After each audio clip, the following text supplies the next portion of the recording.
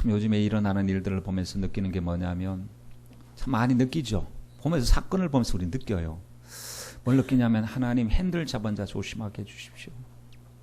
어제 뉴스에 보니까 무슨 팽목항인가 거기서 아니 부부 동반하고 놀러 간 사람이 말이죠. 그 어떤 아줌마가 운전을 잘못했나 봐. 그게 CCTV에 딱 찍혔는데 보니까 왜 저렇게 운전하지 싶을 정도로 운전을 서둘러서 급하게. 그러다 보니까 이게 브레이크를 밟아야 되는데 아마 악셀레이터를 밟았나 봐요. 그대로 그냥 바다로 빠져버리더라고. 그래서 3명이 죽었대요. 좋게 출발했던 그들의 가정이 행복을 추구했던 가정이 아내들이 3명이나 죽어버렸습니다. 정말 그거 예측할 수 없었던 일인데 그걸 보면서 하나님 운전대 잡은 사람 운전 잘해야 되는데 다른 사람이 무슨 죄가 있어요. 그 같이 탄 사람은 같이 탔다는 그 죄밖에 없거든요. 근데 결국 운전대 잡은 사람이 잘못 보니까 같은 그룹 속에 같은 공간 속에 있었던 사람이 같이 죽어버립니다. 그래서 가정에 보면 가정 운전대 잡고 있는 사람이 있습니다. 가장들이겠죠. 교회 운전대를 잡고 있는 주의 일꾼들, 주의 종, 나라와 민족의 운전대를 잡고 있는 위정자들, 대통령, 이런 사람들이 역할을 참 잘해야 될 텐데 여러분 정말로 보면 공동체라고 하는 것이 나는 잘못 없는데 왜 그렇습니까? 그 공동체에 있으면 우리는 공동체의 책임의식을 함께 가져야 될 줄 믿습니다. 오늘 말씀 제목이 주님을 간절히 사모하라. 저는 이 제목을 뽑는데 참 고민 많이 했습니다. 왜 별로 고민 안 해도 되는데 사실은 괜히 고민을 많이 했어요. 시편 84편의 그 의미가 무엇일까? 성전에 거하는 자의 복, 어찌 그리 사랑스러운지요. 이런 제목들 많거든요. 하나님 이 제목에서 정말 주님이 가지고 있는 시편 기자의 그 마음의 중심 속에 뭐가 있을까요? 왜 하나님이 전에 간절히 거하기를 소원했을까요? 결국에 주님 사모했구나. 정말 주님 전을 사모한 것도 그게 표면적으로 나타난 간절한 사모함이지 정말 중요한 것은 주님 자체를 사모한 거. 왜냐하면 그곳에 주님이 계시기 때문에 그곳에 가기를 사모했던 것이다. 그래 맞다. 신앙생활 자체가 주님을 간절히 사모하는 것이고 예배 드림 자체가 바로 주님을 간절히 사모하는 것입니다. 여러분 성경에 보면 구약이 몇 권으로 되어 있습니까? 39권으로 되어 있습니다. 39권. 거기 보면 우리가 분류를 합니다. 창세기, 출애굽기, 레위기, 민수기, 신명기, 모세 오경, 그리고 역사서 이야기가 쭉 나오죠. 사무엘 상하, 역대 상하, 역사서 이야기가 나오는데 그리고 나서 보면 이사야서, 예레미야서, 스바냐서 이렇게 하면서 선지서, 예언서가 나오고요. 나머지가 시가서가 나와요. 시가서는 뭐냐? 시하고 노래예요. 시하고 노래를 부르는 거. 다른 거는 다 보면 위에서 하나님께서 말씀하시는 거. 모세오경도 하나님 모세를 통해서 말씀하시는 거고 역사를 통해서 하나님 교훈 주시고 말씀하시는 것이고 그리고 선지자를 통해서 주님께서 회개케 하라, 말씀을 선포하라, 기뻐하라, 찬양하라 주님께서 말씀하시는 거 위에서 아래로. 근데 예배는 하나님께서는 위에서 아래로만 말씀하지 않으셨어요. 아래에서 위로도 반응하게 하셨어요. 그게 뭐냐면 시가서입니다. 시가서는 은혜 받은 사람들이 하나님 앞에 감동을 받고 나서 깨닫고 나서 하나님 헛되고 모든 것이 헛됩니다. 하나님 없는 인생은 다 아무것도 아닙니다. 이 전도서 얘기죠. 하나님 정말 지혜가 필요합니다. 하나님 지혜를 주옵소서. 하나님이 주시는 지혜를 구하는 것이 바로 잠언서 이야기고 시편에 보면 특별히 여러분 그 탄원시 또 감사의 시 간구의 시 이런 것으로 구분할 수가 있는데 시편에 보면 기도 내용이 참 많이 나오잖아요. 여호와여 어찌하여 나를 이렇게 잠잠히 계시나이까? 왜 응답하지 않으십니까? 그 시편의 기자를 보면서 우리가 굉장히 위로를 많이 받는 이유는 그들이 우리와 똑같은 성정을 가진 사람들이고 그들이 겪었던 아픔과 고민이 우리가 지금 동일하게 가지고 있는 고민이기 때문에 그렇습니다.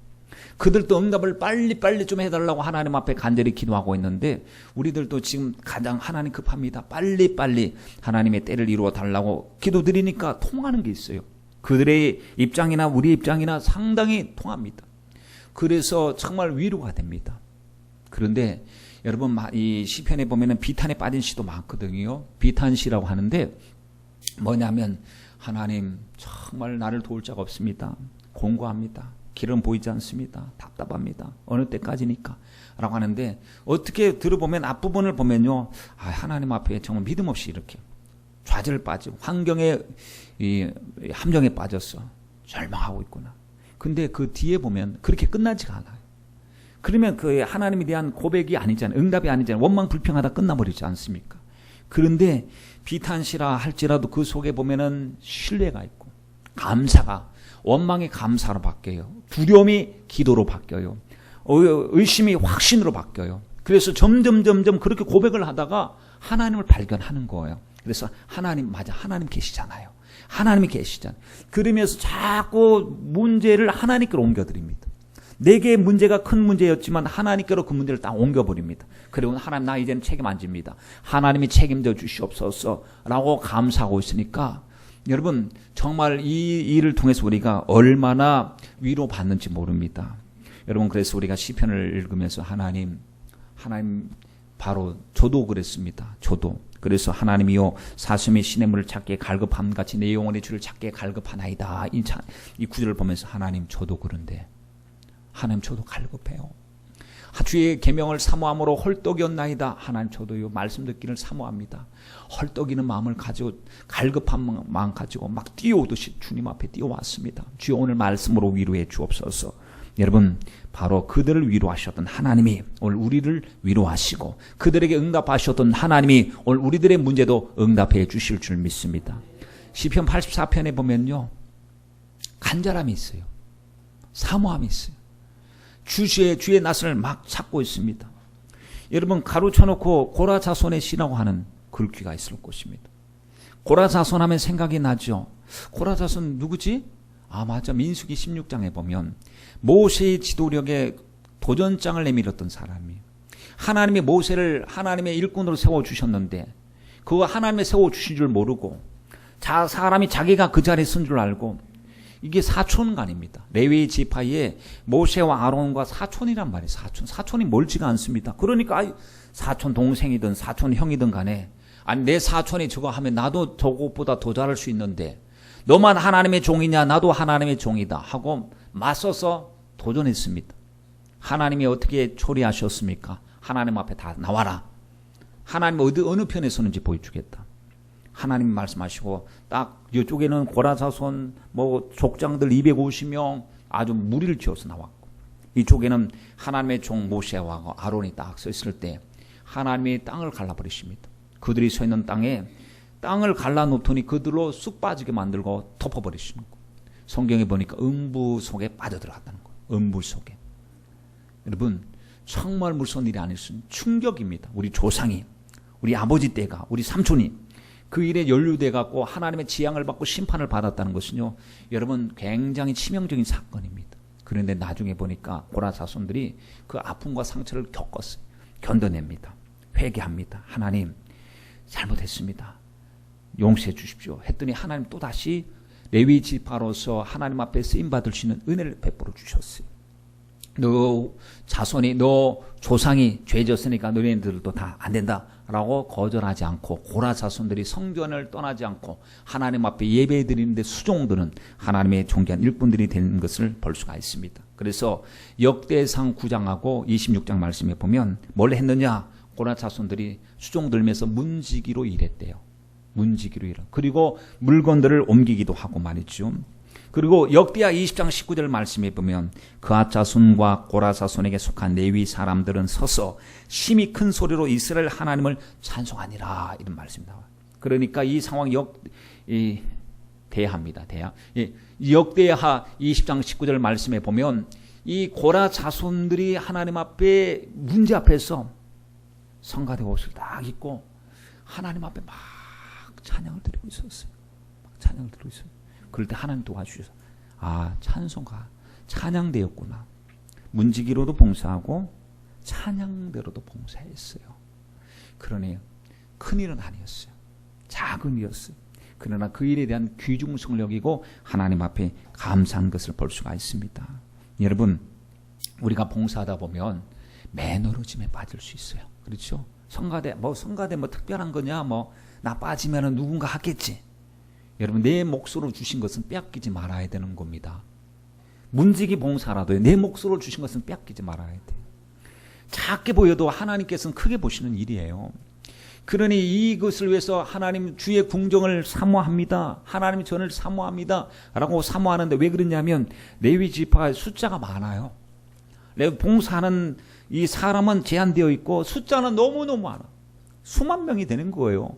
그러니까 돌아가면서 해야 돼요. 반열이 있고 조직이 있어요.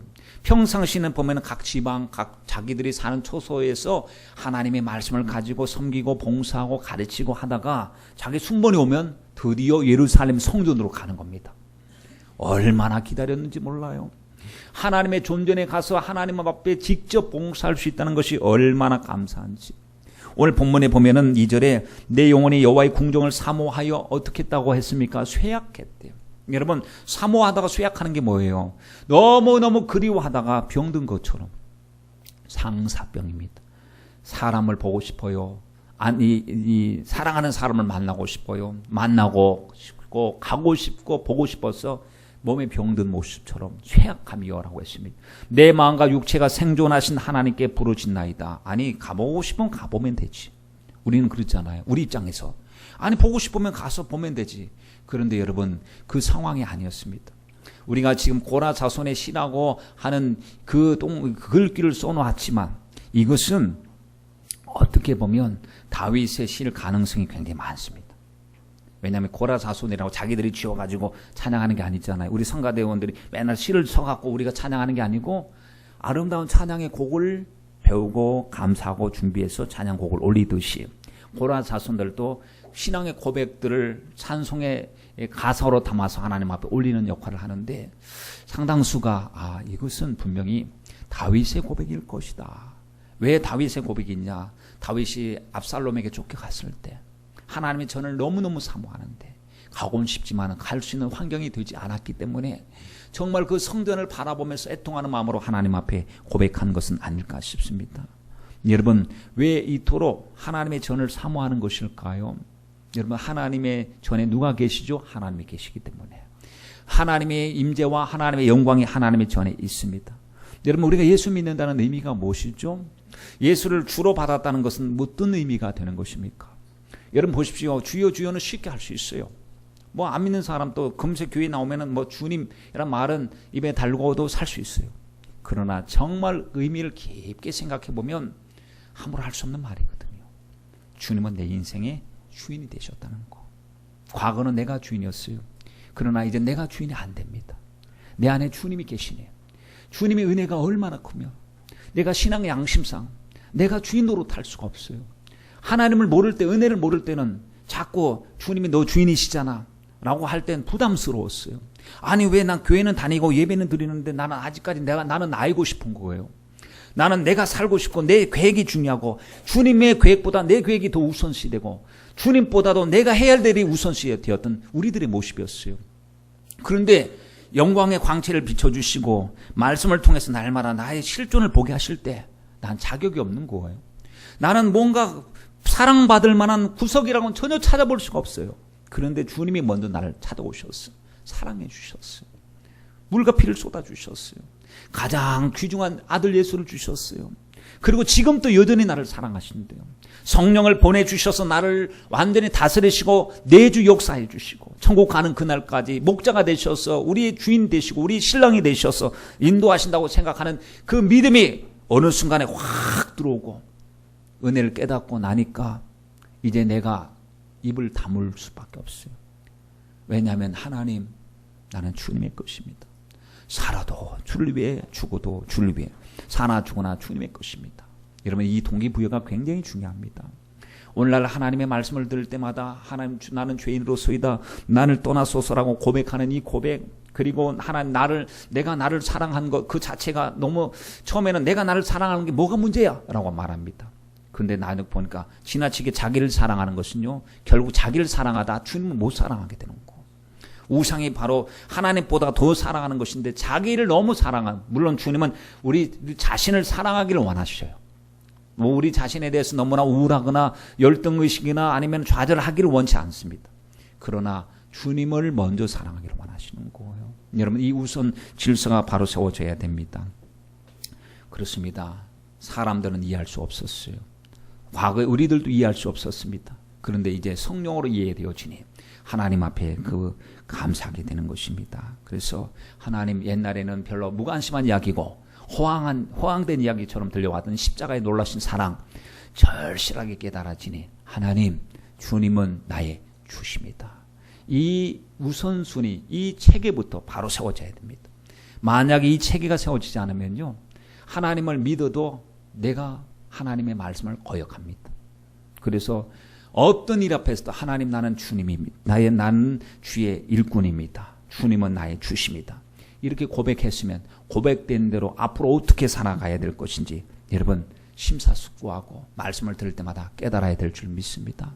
베드로전서에 보면 1장 8절로 9절 말씀에 예수를 내가 보지 못하였으나 사랑하는도다 그랬습니다. 지금 여러분, 지금 이방 교회들이 네로의 핍박 때문에 굉장히 어려운 지경에 놓여 있습니다. 죽어요. 핍박당합니다. 순교당합니다. 그들을 위로하는 거예요. 여러분 예수 못 봤잖아요. 바울도요. 베드로는 봤지만 바울도 예수를 직접 못 봤어요. 성령으로 만났죠. 다메섹 도상에서 만났죠. 영으로 만났죠. 그분이 사역을 할 때 그분을 쫓아간 이 기록이 없습니다. 예수를 너희가 보지 못하였으나 사랑하는도다. 여러분, 이 자리에 계신 저와 여러분들 2000년 전에 계셨던 역사적인 상황 속에서 실존하셨던 예수를 만난 적 있습니까? 못 만났습니다. 그러나 그분을 사랑합니다. 왜냐하면 성령으로 만났기 때문에, 말씀으로 만났기 때문에, 생존하신 주님을 만났기 때문에 사랑합니다. 만났기 때문에 이제는 믿고 말할 수 없는 영광스러운 즐거움으로 예수님 때문에 기뻐하는 거예요. 이게 의심이 되면 믿고 말할 수 없는 영광스러운 즐거움으로 기뻐할 수가 없어요. 이게 믿고 영광스러운, 말할 수 없는 영광스러운 즐거움으로 기뻐한다는 것은 예수님 만나고 나서 살아가는 과정을 이야기하는 거예요. 그분을 나의 구주로 인정하는 것이고 왕으로 인정하는 과정을 말하는, 그분과 주와 같이 길 가는 것 얼마나 기쁜 일인가. 주님이 나의 주가 되시니 그분의 음성을 듣고 갑니다. 여러분, 믿음의 결국은 영혼 구원을 받는다고 하지만 믿음의 결국만 보아서는 안 되고 믿음의 과정이라고 하는 것이 중요합니다. 그러니까 결국 어쩌다 보니까 구원받겠지가 아니라 주님을 사랑하며 교제하고 주님과 동행함의 결과가 영혼의 구원이라는 사실을 우리가 알게 된다라는 사실입니다. 여러분, 과정 없이 결론이 어떻게 일어날 수가 있겠습니까? 그러니 우리 과정을 잘 살아야 됩니다. 과정이 뭐냐면 결국 신앙은 주님을 사랑하는 거예요. 주님을 나의 주님으로 모셔드리는 것입니다.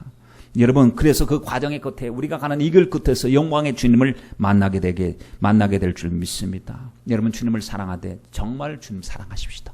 나의 목적 달성, 나의 어떤 이익을 달성하기 위한 주님이 나의 수단으로 사용하지 말고 나의 목적을 이루기 위한 하나의 그 이용하는 대상으로 사용하지 말고 정말 주님 자체를 사랑하는 저와 여러분이 되기를 간절히 바랍니다. 하나님, 그리 아니할지라도 하나님 주님 사랑합니다. 하나님, 무화과 나무에 열매가 없을지라도 주님 사랑합니다. 내 뜻대로 되지 않을지라도 주님은 사랑받기 합당하신 분이십니다. 여러분, 주님을 사랑하는 일에 우리는 꼭 성공해야 될 줄 믿습니다. 사랑의 특징들이 나타나죠. 사랑하면요, 여러분, 함께 있고 싶어요. 그렇죠? 사랑하면 보고 싶죠?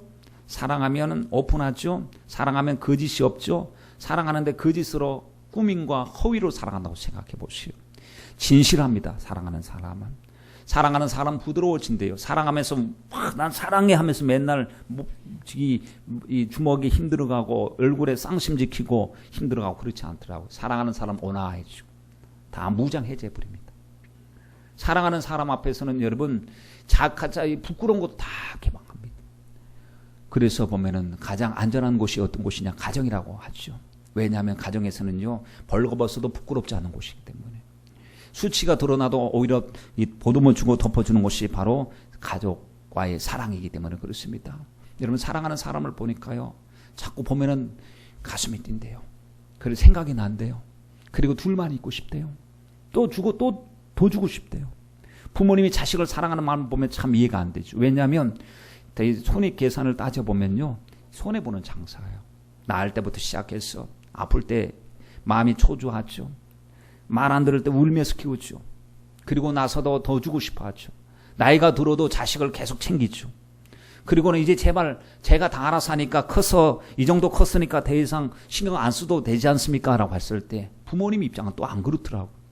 죽을 때까지 부모를 이 자식을 마음속에서 떠나보낼 수가 없어요. 계속 생각나는 거예요.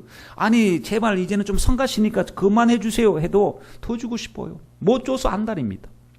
이게 여러분 우리 육신의 부모님이 자식을 사랑하는 사랑입니다. 우리 하나님 또 너는 좀 내게 부르짖을 수 없겠니? 너는 내게 간구할 때 내가 주고 싶어. 많고 주고 싶어. 정말 넘치도록 부어주고 싶어. 라고 하는데 여러분 기도할 때 주님이 주시겠다고 약속하시는데도 이제는 뭐 하나님 앞에 더 이상 이 정도 하나님을 믿으면 됐지 뭐 더 과도한 것을 원하십니까? 라는 식으로 주님은 독대하기를 원하시는데 골방에서 만나자. 예배 중에 만나자 하는데 성도들이 말이죠. 주님 사랑을 거북스럽게 여기고 주님을 기쁘시게 하지 않는다라고 한다면 주님이 우리를 사랑하시는 그 사랑하고 우리가 주님을 사랑한다고 말을 하는 그 사랑에는 너무 갭이 커요. 너무 갭이 커. 여러분 부모님의 사랑 정말 10분의 1만 이해하면 효냐라고 하잖아요. 우리 주님께서 주신 그 마음을 여러분 우리가 말씀을 들을 때마다 깨달아야 될 줄 믿습니다. 옛말에 아내가 좋으면은 처갓집 말뚝을 보고도 절한다고 그러더라고요. 이게 무슨 뜻이에요? 아내가 좋으니까 다 좋은 거예요, 그냥. 그렇죠? 그런 의미 맞죠? 아내가 좋으니까 아내 집 다 좋은 거예요. 말뚝도 좋은 거예요, 그냥. 아이고, 너무 기분이 좋았어. 하나님이 좋으면 하나님과 관계된 것이 다 좋아야 합니다. 하나님이 좋으니까 교회가 좋아야 되고, 하나님이 좋으니까 하나님의 성도가 좋아야 돼. 성도가 존귀해 보여야 되고, 하나님이 좋으니까 주님이 일을 하는 주의 종이 좋아야 되고요. 주님과 함께하는 시간이 참으로 좋아야 됩니다. 사도 바울이 왜 교회를 그토록 사랑하는지 아십니까? 교회는 주님의 몸된 교회였기 때문에 그렇습니다. 그리스도의 남은 고난을 내 육체에 채운다고 고백을 하면서 교회를 온전히 세워가고자 했던 바울의 그 간절함은 왜 주님이 이 땅에 세우신 교회가 주님의 거룩함을 드러내야 된다는 사실을 알았기 때문에 교회를 사랑하는 것입니다. 여러분 하나님은 사랑하는데 교회는 사랑하기 싫어. 하나님은 사랑하는데 성도는 싫어. 이것은요 여러분 잘 모르는 것이에요. 오늘 본문에 보면은 만군의 여호와여 주의 장막이 어찌 그리 사랑스러운지요 라고 했습니다. 얼마나 주님의 전이 그립고 사랑스러웠으면 나중에 이런 말까지 했습니다. 제비새끼 좋겠다. 비둘기 좋겠고 하나님 참새도 좋겠고 참새와 제비를 부러워하는 거. 왜냐하면 나는 못 가는데 저들은 가서 하나님의 품에서 보금자리를 펴고 거기서 둥지를 트고 살 수 있으니 얼마나 좋을까. 여러분 간절함이 이렇게 표현되어진다는 사실을 여러분 생각해 보세요. 하나님의 집에서 하루와 다른 곳에서 첫날을 강하게 대조하는데 하나님의 집에서 있는 하루가 다른 곳에서 있는 첫날보다 비교해도 저는 차라리 하나님의 전에 있는 하루가 좋습니다. 라고 했습니다. 비율적으로 보면 1000대1이거든요. 첫날과 하루예요. 굉장한 차이가 있습니다. 여러분 수적인 비교로 끝날 문제가 아닙니다. 이것은 그 기쁨이라고 하는 것은 죄악 속에 사는 첫날과 주님 안에서 살아가는 하루가 비교가 되지 않는다는 얘기예요. 주님과 함께하는 그 주님이 주신 참된 기쁨, 그 기쁨은 세상에서 주는 그 기쁨과 비교가 되지 않는다는 거. 이렇게 고백할 수 있는 고백이 저와 여러분에게 있었으면 좋겠습니다. 하나님, 세상에서 아무리 호요식하고 잘 먹고 잘 살고 영광을 누리고 추구해도 나의 기쁨은 오직 주님 안에서 주시는 참된 기쁨입니다. 예배를 드릴 때 너무 기뻐요.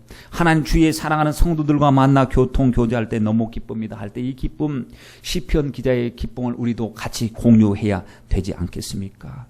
여러분 우리 인생 가운데 중요한 것은 주님 앞에 섰을 때 주님이 이렇게 물으실까요? 너 얼마나 오래 살았느냐? 이렇게 물으실까요? 아니에요. 삶의 길이를 물어보시는 게 아닙니다. 주님께서 물으실 때 너 얼마나 살았느냐, 어떤 집에 살았느냐 라고 물으시는 것이 아니고 이렇게 물으실 것 같습니다. 너 어떻게 살았느냐, 너 무엇하고 어떻게 살았느냐, 내가 준 시간과 그러한 요건 속에서 너는 무엇을 하고 살았느냐. 삶의 질에 관한 문제, 삶의 길이의 문제가 아니고요, 삶의 질에 관한 문제예요. 여러분 스데반 보세요. 삶의 길이는 길지 않았어요. 그러나 질이 좋았어요. 오직 하나님 사랑하는 그 사랑 하나를 가지고 죽도록 충성하다가 순교당하면서 주님 앞에 간 것을 볼 수가 있습니다. 우리 주님께서 물으실 때 너 어떻게 살았느냐? 집사로서, 권사로서, 목사로서 어떻게 살았느냐? 주님께서 물으실 때 부끄럽지 않는 저와 여러분이 되시길 바랍니다. 또 대조합니다. 악인의 장막에서 지내는 것보다 하나님의 문지기로 있는 것이 더 좋다고. 악인의 장막은 엄청나게 클 겁니다. 부유할 것입니다. 남들이 부러워할 것입니다. 그런데 이젠 그것이 부러움의 대상이 안 됩니다. 성령 받고 은혜 받고 나면 하나님 악행을 저질러서 성공한 사람들이 부럽지가 않아. 왜냐하면 그들은 곧 미끄러질 것이기 때문에. 그러나 하나님의 지배 안에 있는 그곳에서 하나님 주목받지 못하는 문지기로 있을지라도 하나님, 저는 하나님과 관계가 형통하기를 원합니다. 여러분, 우리의 기쁨을 결정짓는 중요한 요소는 소유가 아닙니다. 많기 때문에 기쁜 게 아니에요. 관계 때문에 기쁜 것입니다. 세상 사람들은 환경이나 외적인 조건에서 행복을 찾지만 성도는 하나님과의 관계 속에서 행복을 찾아야 합니다. 신앙의 핵심이 뭔지 아세요? 주님을 사랑하는 것. 그래서 넌 나를 사랑하느냐 주님 물으셔요. 그리고 주님께서 우리에게 사랑을 주시고 묻기를 너도 나를 좀 사랑했으면 좋겠다. 마음을 다하고 목숨을 다하고 뜻을 다하고 성품을 다하고 힘을 다해서 나를 사랑하라. 여러분, 이 사랑함을 어떻게, 우리가 주님을 사랑하는데 하나님 저 정말 주님을 사랑합니다. 주님 저 사람들은 몰라줘도 정말 저는 주님을 사랑합니다 라고 사랑을 표현해야 되는데 사랑은 표현하지 않으면 사랑이 아닙니다. 갑돌이와 갑순이는 한 마리 살았어요. 순이는 서로 사랑했어요. 그러나 서로 사랑하지 않는 척했습니다. 표현하지 않는 사랑은 상대방이 이해를 못했어요. 결국에 갑순이가 시집가버렸어요. 갑돌이가 화가 나서 장가가 버렸어요. 달 보고 울었다는. 여러분, 표현합니다. 주님을 사랑한다면 표현해야 될 텐데 우리가 주님을 사랑하는 것은 무엇으로 표현할 수 있을까요? 돈 많이 벌어서 큰일 하는 겁니까? 아니면 어떤 일을 하는 겁니까? 정말 난 주님 한 분만으로 만족하고 주님 한 분밖에 없고 난 주님을 진실로 사랑합니다라고 고백할 수 있는 방법이 뭐죠? 가장 좋은 방법이 예배잖아요. 가장 좋은 방법이. 주님은 오늘 또 예배하는 자를 찾고 계시니까. 신령과 진정으로 예배하는 자를 찾고 계시고 온 땅을 두루 감찰하여 전심으로 하나님을 향하는 자를 찾고 계실 때 예배자를 찾고 계셔요. 여러분, 우리가 정말 주님을 사랑한다고 하면 그 사랑하는 그 고백을 예배로 우리가 하나님 앞에 올려드려야 될 줄 믿습니다. 그런데 예배가 다 예배가 아니에요. 주님이 받으실 만한 예배가 있고 주님이 거절하시는 예배가 있습니다. 아벨의 제사 같은 예배가 있고요. 이 가인의 제사 같은 예배가 있고 아벨의 제사 같은 예배가 있습니다. 하나님이 기뻐 받으시는 예배가 있고 하나님이 신경질 나듯이 거절하신 예배가 있습니다. 우리는 하나님 앞에 어떻게 예배 드려왔습니까? 우리 예배 수많은 예배를 드려왔을 것입니다. 여러분, 정말 우리 예배에 성공해야 됩니다. 예배를 성공하기 위해서 몇 가지 말씀을 드리고자 합니다. 예배는 준비되어야 됩니다. 그냥 와서 예배 드리는 게 아닙니다. 예배를 위해서 준비해야 됩니다. 어떻게 준비하는, 물론 주의 종은 여러 가지로 준비해야 될 것이 있고 성도들도 준비해야 될 것이 있습니다. 그 중에 하나가 육체를 준비하는 겁니다. 육체를. 하나님 오늘 하나님 기뻐하실 거룩한 산제사로 내 몸을 드려야 되는데 내 몸을 하나님이 기뻐하실 거룩한 산 제물로 드려야 되는데 제물이 흠이 없어야 되잖아요. 제물인데 와갖고 비실비실 대요. 하나님 앞에 예배를 드려야 되는데 졸려서 예배를 못 드려. 그리고 막 딴 생각으로 막 집중이 안 돼요. 여러분, 안 자면 졸립니다. 푹 자보세요. 잠이 안 와요. 어떤 사람은 잠이 안 오는데 왜 잠이 안 와요? 낮잠을 많이 자니까 잠이 안 와요. 그러니까 푹 충분히 자면 새벽기도 들을 수 있어요. 아예 막 그냥 새벽형 인간이 되기 위해서는 저녁 7시부터 자는 거예요, 그냥. 아니, 못 일어날 경우에. 바쁘지만. 그러면 새벽에 일어날 수 있다는 거. 충분히 쉬면요, 예배 시간에 정신이 말똥말똥합니다. 근데 그 다른 것으로 막 그냥 분주하게 움직이다가 하다 보면은 벌써 새벽이 되고 다른 일을 하다 보면 예배 시간에 여러분 아무리 천하장사라도 눈꺼풀을 감당할 수가 없습니다. 그러다 보니까 예배 실패버려요. 예배 실패. 얼마나 안타까운 일인지 모릅니다. 여러분, 그러므로 하나님 앞에 하나님 예배 드릴 때 미리미리 토요일 저녁에는 자꾸 졸리시면요 주무시고 오세요. 충분히 주무시고 오세요. 몸을 컨디션을 조절하고 오세요. 왜냐하면 하나님 앞에 드려질 산 제물이 돼야 되니까. 난 바빴기 때문에 그래서 절제가 필요한 절제가 필요한 것입니다. 여러분, 예배는 준비되어야 합니다. 그리고 예배 시간에 빠지면 안 돼요. 예배는 하나님 앞에 구별된 거룩한 시간입니다. 주일은 하나님께서 우리에게 은혜 주시려고 구별하신 날이에요. 내가 주인이 되는 날이 아니고 주님이 주인이 되시는 날입니다. 주일에 대해서 한번 타협하면 두 번, 세 번 타협하기 쉬워요. 여러분, 타협하지 마세요. 하나님의 말씀은 타협하는 게 아닙니다. 하나님의 말씀은 순종하는 것입니다. 신앙생활에서 가장 중요한 것은요, 기본을 잘 지키는 것. 왜냐하면 주일 성수는 성도에게 기본입니다. 주일 예배 빠지지 않고 출석을 잘해야 됩니다. 사실 우리가 살아가는 삶의 현실 속에 보면 참 분주한 일들이 얼마나 많은지 몰라요. 이런 유혹 저런 유혹이 많아요. 주일날 보면은 뭐 결혼식 있다 뭐 있다 해갖고 사람을 불러냅니다. 그러나 우리 가운데 가장 중요한 일은 나는 예배다. 딱 여러분 중심을 세워놓으면 어떤 일을 할 때 저 가장 중요한 일이 있는데 그 시간은 빼고 만나면 안 될까요? 참 이렇게 하나님 앞에 우선시하면 주님께서도 우리 삶 속에 필요할 때 우선적으로 하나님이 역사해 주실 줄 믿습니다. 여러분, 한 번 빠지는 거 조심하십시오. 한 번 빠지면 두 번 빠집니다. 두 번 빠지면 세 번 빠지고 계속 빠지면 어떤 일이 마귀가 가만히 안 내버려도 말씀 들을 때 말씀이 귀에 안 들어와요. 마음의 문이 열리지 않아요. 예배 드리자면 신경질 납니다. 이제 괜히 짜증나는 거. 그 소리에 대해서 막 반감을 표출하고 그게 다 영적인 사건이기 때문에 그렇습니다. 그리고 말씀 들을 때 집중하셔야 돼요. 왜냐하면 주님이 말씀하실 때 주님의 말씀을 놓치면 안 됩니다. 여러분, 주의 종이 하나님의 말씀을 전할 때 마음 가지면 어떨까요? 하나님, 오늘 사랑하는 성도들이 오늘 말씀을 통해서 주님의 음성 들었으면 좋겠어요. 하나님께서 말씀으로 터치해 줬으면 좋겠어요. 하나님 몸도 고쳐주시고 마음도 평안도 주시고 저들이 가지고 난 어수선한 문제가 말씀 듣는 순간에 즉시로 일사불란하게 일이 착 해결됐으면 좋겠어요. 말씀의 권능과 능력이 나타났으면 좋겠어요.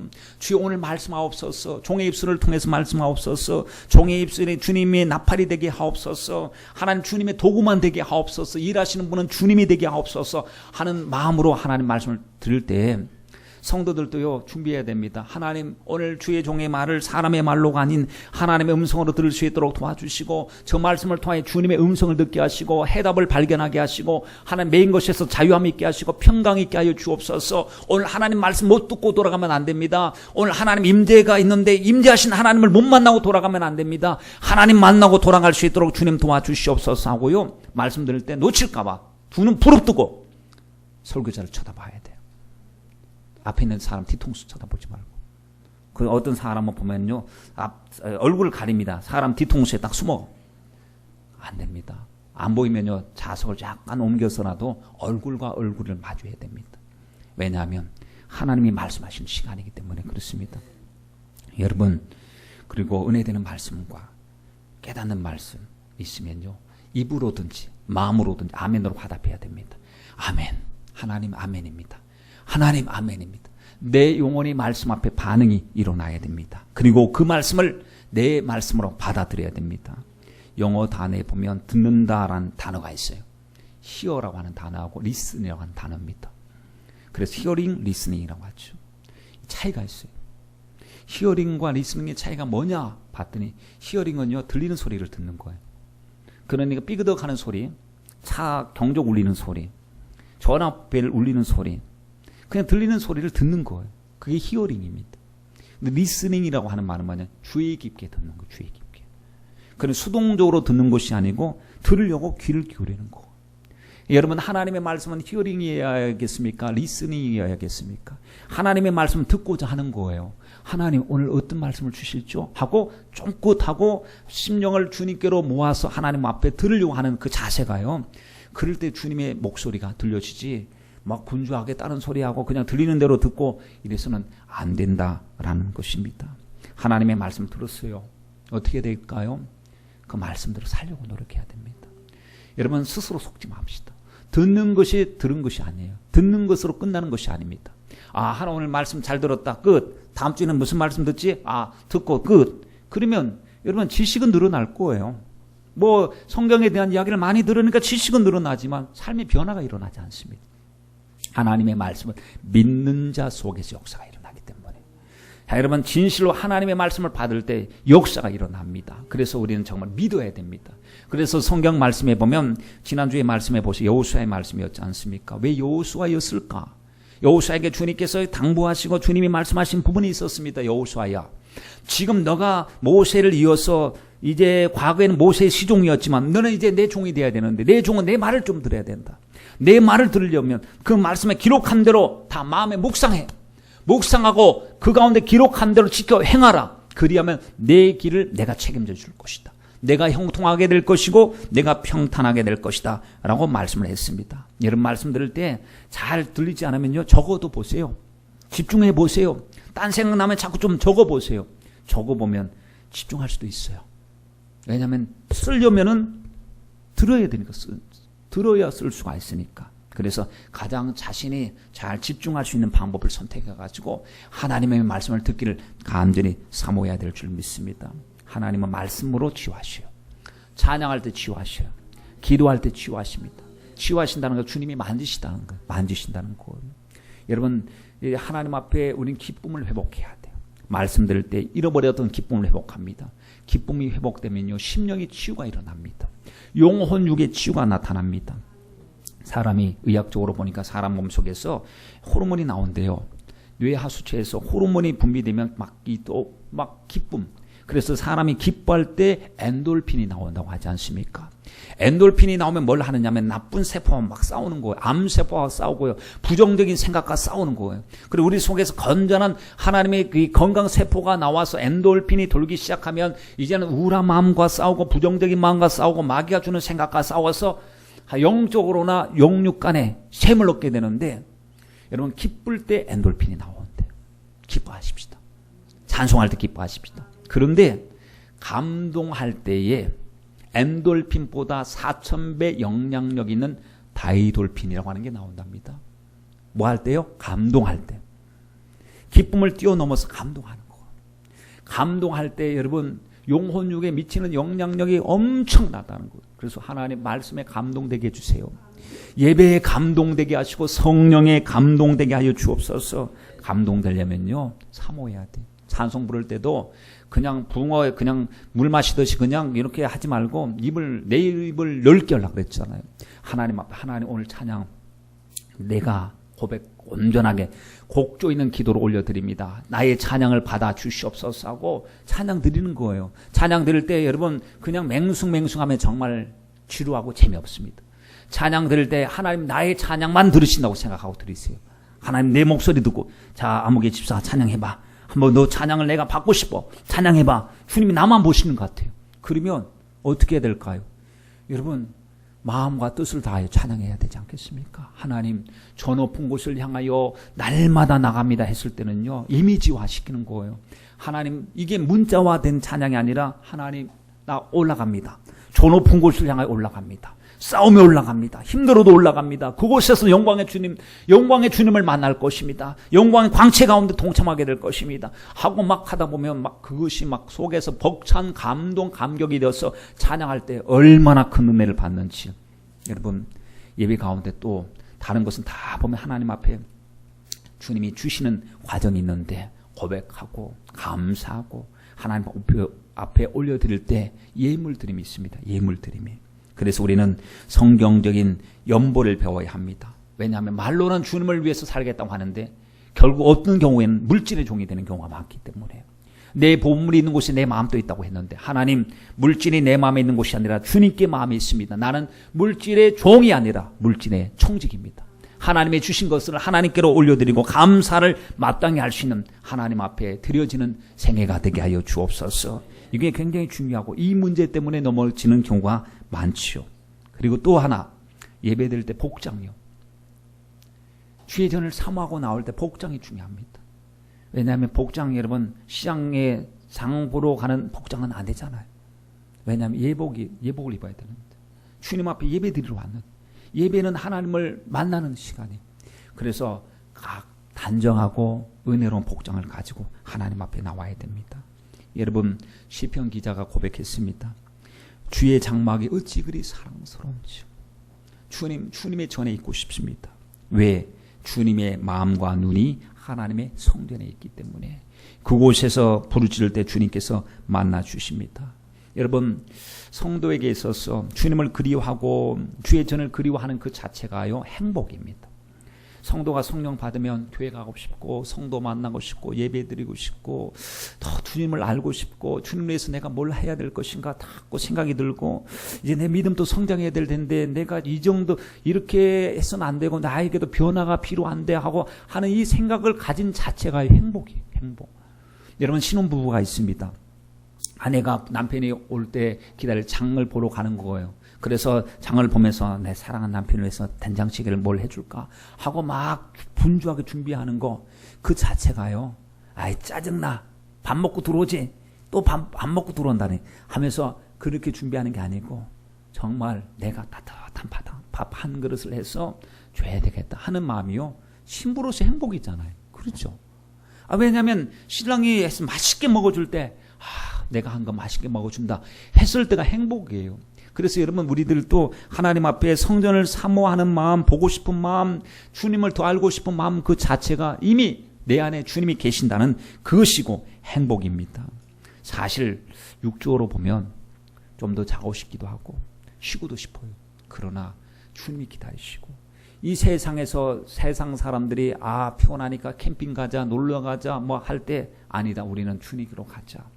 난 우리 주님의 백성이다. 하나님께 예배드림이 다른 어떤 것보다도 존귀하다. 이것을 여러분 배워서 그래야만 된다고 하는 주입식으로 아는 것이 아니라 정말 그것을 그렇게 느껴야 된다는 사실입니다. 어떤 사람은 말합니다. 예수 믿는 사람은 정말 재미떼가리가 없대. 재미가 없대. 술도 안 먹고 담배도 안 피고 뭐도 안 하고 하니까 무슨 재미로 사냐는, 무슨 재미로. 여러분, 남들이 알지 못하는 재미가 있어요. 크고 비밀한 재미가 있어요. 하나님과 나만이 아는 재미가 있어요. 술 먹음으로써 느끼는 그 재미가 아니에요. 그 기쁨이 아니에요. 성령 안에서 느끼는 그 재미의 묘미를 알아야 될 텐데, 여러분, 우리가 모두가 그 재미를 가지고 우리가 다 한다, 맞아.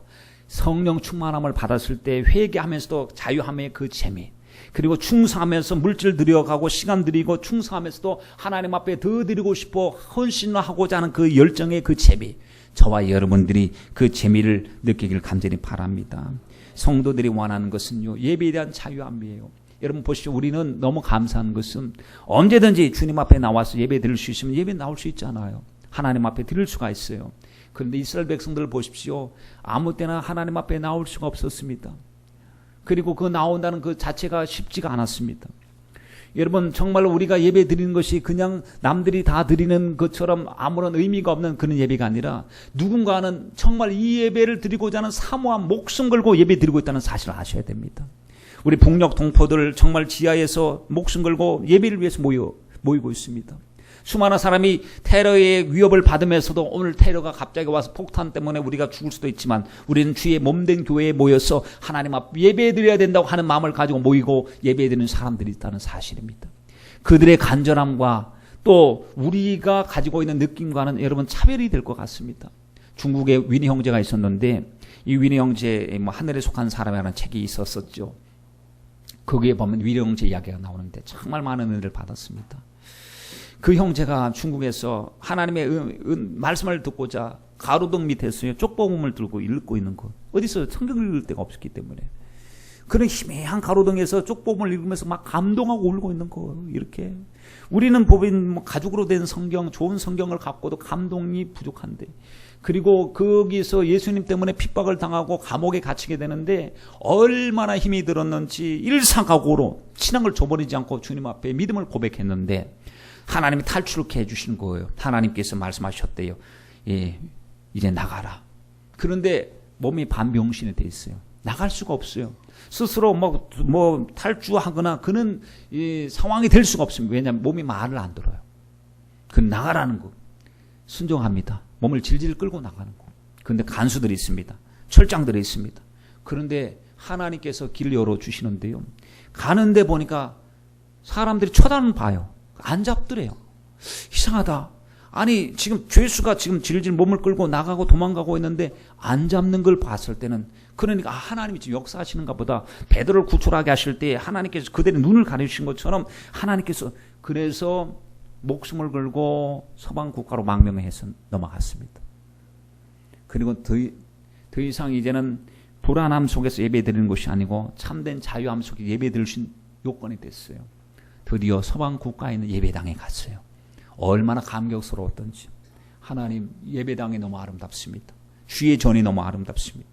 파이프 오르간도 있고 조명 시설도 좋고 여러 가지 공기 정화 시설, 에어컨도 있고 또 여러 가지 악기들도 있고 전자 시스템도 있고 너무 아름다운 거. 하나님, 우리 사랑하는 동포들도 이렇게 예배드리면 얼마나 좋을까요? 예배 때문에 예배드리고 싶지만 예배드릴 수 없는 환경 때문에 핍박당하고 있는데 그러면서 예배에 동참을 하다가 이거 아닌데, 이래서는 안 되는데 상당히 상처를 받았어요. 왜냐하면 시스템은 좋아요. 분위기도 좋고 다 갖췄어요. 근데 심령 속에 사모함이 없어요. 아니, 예배를 왜 저렇게 드리지? 우리 예배 드릴 때 저렇게 목숨 걸고 정말 주님 앞에 주님의 임재 앞에서 목숨을 다해 생명 다하여 주님 앞에 예배 드리는데, 아니 그냥 구경꾼처럼 예배 드리고 예배 주인공이 아닌 것처럼 예배 드리고 하나님이 안 보시는 것처럼 예배 드리고 있는 것을 보고 하나님의 임재가 분명히 예배당 속에 있을 텐데 왜 하나님의 임재를 느끼지 못하고 예배를 드리는 것일까? 왜 하나님을 인정하지 않은 것일까? 아니, 그걸 보고 상처를 받았다는 겁니다. 여러분, 하나님의 임재가 이곳 가운데 있는데 하나님이 살아계시고 하나님이 생존해 계시고 여기서 우리를 만나 주시는데 하나님 안 계신 것처럼 행동하지 마십시오. 하나님 계신 것처럼 하나님의 임재를 느끼고 하나님과 함께 동행하시길 주님의 이름으로 부탁을 드립니다. 간절하면 주님이 만나 주셔요. 사랑하면 주님이 음성 들려주시고 우리와 함께 동행하여 주실 줄 믿습니다. 4절 말씀을 보세요. 주의 집에 거하는 자가 복이 있다고 했지 않습니까? 우리 복 있는 사람입니다. 복이 있으니 복을 받아야 됩니다. 오늘 하나님이 주의 전에 복을 주시기 위해서 우리를 불러주셨으니 이 복받는 장소에서 우리가 하늘의 신령한 복과 땅의 기름진 복을 우리가 받아야 될 줄 믿습니다. 어떤 복을 받나 한번 보세요. 5절 말씀에 힘을 얻는데요. 주께 힘을 얻고 주님께 나오면 먼저 힘을 얻어요. 제일 중요한 복이에요. 세상에서 이 힘 못 받습니다. 돈 주고도 이 힘을 못 받아요. 내 영혼이 힘을 얻는 거. 말씀을 통해 나의 영혼이, 내 생각이 힘을 얻어요. 주님 앞에 담대함이 생겨요. 힘을 얻으니까 평강이 생기고 힘을 얻으니까 위로가 생기고 앞으로 어려운 일이 많을 거지만 무섭지가 않아요. 왜냐하면 하나님이 나와 함께 하신다는 그 힘이 막 나를 움직여가고 그 힘이 나의 동력이 되기 시작했어요. 이제 보니까 세상에서는 아직까지 문제가 해결되지 않았지만 주님께서 내가 너를 사랑하고 내가 너를 책임지고 내가 너와 함께 할 것이고 나는 너의 목자가 될 것이다 하는 주님의 말씀이 믿어지니 나의 영혼이 힘을 얻었네. 오 나의 영혼아 빛을 발하라. 여러분, 하나님 앞에 나오면 여러분 우리 영혼이 힘을 반드시 얻고 돌아가야 될 줄 믿습니다. 그래서 힘을 얻고 나면 마음속에 뭐가 생기냐면 시온의 대로가 쫙 열리는 거예요. 마음의 시온의 대로가 열린다는 것은요, 마음속에 내 마음과 주님께 가는 길이 열려져서 거치는 것이 없고 고속도로가 뚫린다는 겁니다. 대로가 고속도로예요. 시온의 대로가 어디로 가는, 주님께로 나가는 길이 쫙 열린 거예요. 여러분, 그런데 이 시온의 고속도로가 열리는데 그냥 열린 게 아닙니다. 히브리어로 보면 대로라고 하는 말이 메실라라고 하는 말입니다. 메실라라고 하는 말이 어떤 의미가 있냐면 쌓아 올린다라는 뜻입니다. 경부고속도로 만들 때 하루아침에 만들어졌습니까? 터널을 뚫고 골짜기를 메우고 그리고 구분기를 바르게 펴고 얼마나 많이 힘겨워서 쌓아 올리고 정돈하고 하면서 나중 결과로 개통, 고속도로가 열린 거예요. 주님과 나와의 은혜 고속도로가 열리기 위해서는요, 우리가 애쓰고 힘쓰고 사모하고 차근차근히 다져가야 될 줄 믿습니다. 그 결과 마음을 세상에 빼앗기지 않고 하나님과 나를 연결시키는 은혜의 고속도로가 거침없이 열리게 될 줄 믿습니다. 저와 여러분 이 복을 받기를 간절히 바랍니다. 6절 말씀에 보니 어떤 복을 하나님이 주시느냐, 눈물 골짜기로 분명히 통과하는데 과정이, 지금 현실은 눈물 골짜기 정말 더듬으면서 주의 길을 가고 있는데 나중에 보면 그게 눈물 골짜기로 끝나는 곳이 아니고 그곳으로 많은 샘의 곳이 되게 하는 것. 합력하여 하나님께서 선을 이루어 주시는 것입니다. 여러분, 다윗은 고백했습니다. 사망의 엄침한 골짜기를 지날 때도 두려워하지 않는데, 해를 두려워하지 않는데, 왜냐? 주님이 나와 함께 하시기 때문에. 결국에 이 길 끝에서, 원수의 목전에서 나의 상을 베풀어 주실 줄 믿었기 때문에 골짜기를 지나가면서도 감사할 수 있는 거예요. 하나님, 주의 막대기와 주의 지팡이가 나를 안위하십니다. 지금 나는 눈물의 골짜기를 지나가고 있습니다. 하나님, 힘듭니다. 그러나 주님이 붙잡아 주셔서 많은 샘의 곳이 되게 하셨어. 하나님, 이것 때문에 다 기쁨이 회복이 되게 하시고, 이것 때문에 하나님 영광을 받으시고, 이것 때문에 다른 사람들이 위로를 받을 수 있도록 주여 우리를 축복의 통로로 삼아 주시옵소서. 하나님 앞에 기도 드리는 거죠. 세 번째 7절 말씀에 보니까 저희는 힘을 얻고 더더 나아가 시온에서 하나님 앞에 각기 나타나리다. 여러분, 한 번 힘을 얻는 것으로 끝나는 것이 아니고 매 시간마다 힘을 얻어요. 또 더 얻어요. 그리고는 주님께로 나갑니다. 그리고는 드디어 목적지 시온에서 하나님 앞에 우리가 각기 서게 되는데, 나의 영원하신 시온성, 주님이 예비하신 천국인 줄 믿습니다. 그때 여러분, 우리가 정말 주님께서 이끌어 가시는 그 순간순간까지 하나님 인생 여정 지나가는 동안에 목자 되신 주님께서 힘을 주셔서 최종 목적적인 하나님의 존전에 도착하는데 하나님 부족함이 없도록 은혜를 베풀어 주옵소서. 여러분, 힘이 필요하시잖아요. 주님의 전에 가합시다. 주님을 사모하십시다. 마음의 위로가 필요하시지 않습니까? 우리에게도 하나님 시온의 대로가 열려야 됩니다. 하나님 힘을 얻어야 됩니다. 힘을 얻고 더 얻어야 됩니다. 나의 힘이 되신 여호와여, 나의 힘은 오직 주님이십니다. 주님이 나의 힘이 되셔서 나의 삶을 이끌어 주시옵소서. 여러분, 우리가 주의 전에 가는 축복이 이와 같이 놀랍습니다. 하나님을 만나는 은혜가 이와 같이 놀랍습니다. 우리도 주님 앞에 나왔으면 은혜 받아야 되고, 그 은혜 주시기로 작정하신 주님을 만나서 반드시 만나고 해결받고 돌아가야 됩니다. 8절 말씀을 보세요. 뭐라고 고백합니까? 하나님, 내 기도 들어주세요.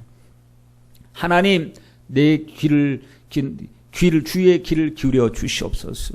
9절에 하나님 살펴봐 주시옵소서.